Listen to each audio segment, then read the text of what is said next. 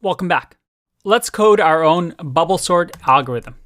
I'm going to create a function called bubble sort that's going to take in an array. And I have an array up here for us of these numbers. And ideally, when we enter this array into this function, it spits out a sorted array.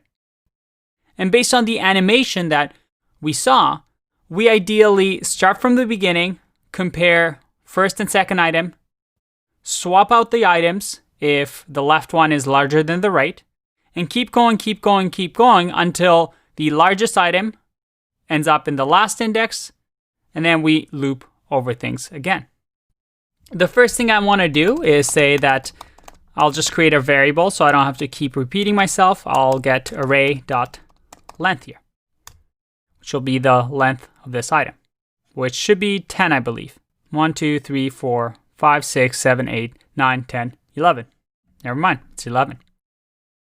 And in here, we'll do a for loop.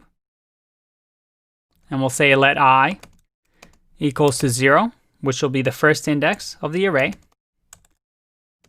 I is less than length. I plus plus. And within here, we grab the first item. We now want to compare it to 44, and so on and so forth. We should know this by now. We want to add another for loop. J is going to equal 0. J is going to be less than length. And we'll say J plus plus. Now in here, we'll say that if array J at index of 0, so that is 99, is greater than array J plus 1, that is 44. So if 99 is greater than 44, in the first loop, we'll say, let's swap numbers.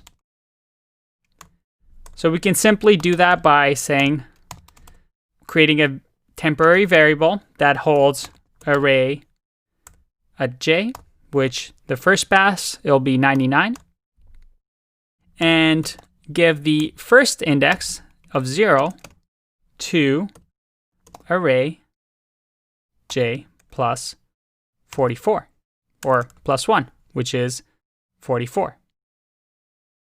And 99 now goes into the second index, so that means array J plus 1 is going to equal array J.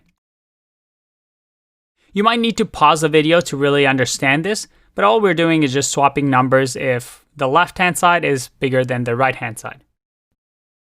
And once that is done, we increment J to 1 so that we compare index of 1 and 2, and then we compare index of 2 and 3, 3 and 4, 4 and 5, until we bubble things up, and then we go to the top and compare the items again in the outer for loop. Let's see if this works. Oh, and I just realized this array J should be temp here.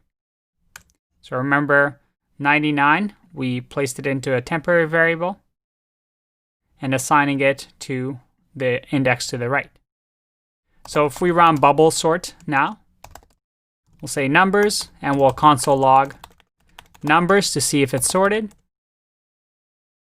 If I hit run, oh, console log numbers, make sure I can spell. Let's hit run.